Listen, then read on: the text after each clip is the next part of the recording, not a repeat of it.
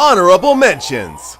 Alright guys, so we are finally up in the last one of the countdown. We hope you guys have been enjoying this so far.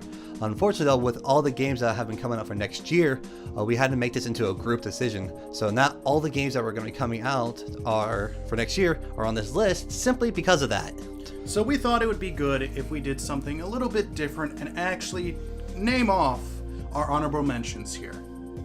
Now just remember guys, these are just our opinions. So just because if one of your games is not on this list or in any of the other lists, doesn't mean that it's not a good game. So just remember that, all right? Alrighty guys, so starting us off with our honorable mentions, go ahead and start us off, Sean. All right, so first I want to actually mention Sekiro: Shadows Die Twice. Do you remember the days of just being fucked over in Dark Souls over and over again? Well, that day is kind of back. So Sekiro is an awesome looking game. You play as a ninja and it's got the same difficulty spike that Dark Souls has, but instead of when you die and you fail, you come back to life and you can, yeah, that's a huge, that's interesting. So I wonder how they're gonna do it, and there's not really much that's been shown, but what they have seen, it looks really awesome, and I'm actually really wanting to play it. So this is why Sekiro: Shadows Die Twice is in the honorable mentions. Next up is going to be Luigi's Mansion 3. This one actually holds a great place in my heart because I've been a fan of the original Luigi Mansion during the GameCube era for personal reasons. However, we did feel that with this one, being a Nintendo franchise and not being, totally a big hype, but still a pretty good hype. So that's why for me, the Luigi's Mansion 3 is also in the honorable mentions. My honorable mention, well the first one I should say, is Halo Infinite. Now originally I was not even considering putting it on this list, but just recently with the recent update they just announced 4-player split screen. So that's why it's earned its place back into the honorable mentions. And to follow up with that, I'm gonna go ahead and mention Code Vein. Code Vein just looks freaking fantastic. If you've played God Eater, then you're just gonna freaking love this game. It's an anime game through and through. The actions, the hype, just there's so much that looks really good. Unfortunately, it's been pushed back. It first had a 2018 release date. Now it's got pushed back to 2019. We're not sure exactly if it is actually confirmed, but as far as I know, it should be coming out in 2019, and that's why Code Vein is here in the honorable mentions. Speaking of anime titles, the next game I'm going to bring up for the honorable mentions is one I feel should get an anime, but it may never will, and that's going to be the Fire Emblem Three Houses. Now, the Fire Emblem games have also been a great franchise through and through for so many years. However, not all of us are Fire Emblem fans and such. It does, again, like we said earlier, doesn't mean that it's not going to be a great game. It could be an amazing game, but however, not all of us here on the team are hyped for that. So They suck and smash! that's debatable. So, but that's why Fire Emblem Three Houses does deserve a spot in our honorable mentions.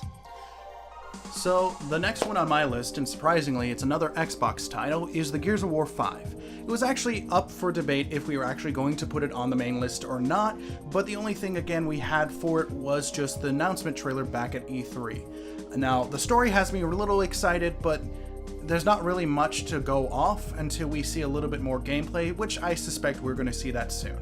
And finally, I want to mention Anthem. Anthem was announced last year, and it looks amazing. It looks fun. The fact that it's open world, you get to fly around in an Iron Man suit, just shooting up anything and everything, or taking out your blades and cutting up everything.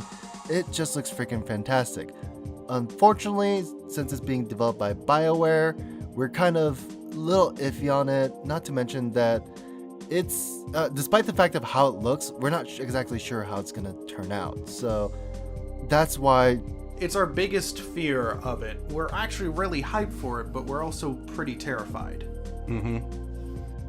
But it's one of those games that we at least will want to try out just to see how it is. So if you manage to catch us either doing it as a let's play or as a stream, make sure to watch it.